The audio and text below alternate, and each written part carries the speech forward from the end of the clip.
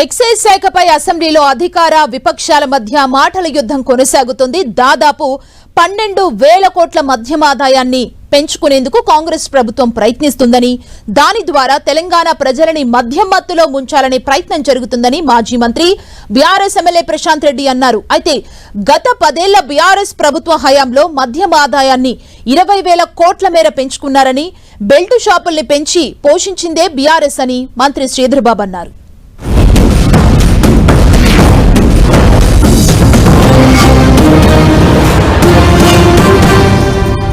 కొత్త బ్రాండ్లు, కొత్త బీర్లు, కొత్త బార్లు, మరిన్ని బెల్ట్ షాపులు.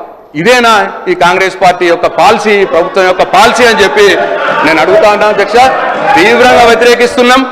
ఈ ఆదాయం పెంచే మార్గం పెట్టుకోవడం అనేది మేము తీవ్రంగా వ్యతిరేకిస్తున్నాం. దీన్ని ఉపసంహరించుకోవాలని చెప్పి ప్రభుత్వాన్ని నేను డిమాండ్ చేస్తూ 12,000 కోట్ల ఆదాయం పెంచడానికి పెట్టుకున్నారు. ఇది చాలా ఎక్కువ అధ్యక్ష. ఒకటేసారి మరి మొత్తం మీ ఆదాయం కోసం కుటుంబాలని ఛిద్రం చేస్తారా అని చెప్పి నేను ఈ ప్రభుత్వాన్ని అడదలుచుకున్న అధ్యక్ష. బెల్ట్ షాపులు తెరిచిండ్రు అడ్డగోలుగా, ఇష్టారాజ్యంగా.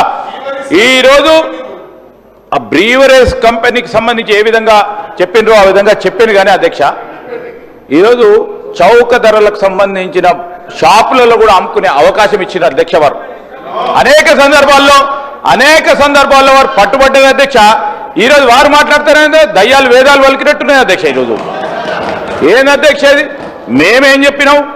లీకేజెస్ని అరెస్ట్ చేస్తాం, అడ్మినిస్ట్రేటివ్ రిఫార్మ్స్ తీసుకొస్తాం, దానివల్ల ఈ విధంగా మాకు రెవెన్యూ పెంచే అవకాశం ఉంటుందని చెప్పినాం.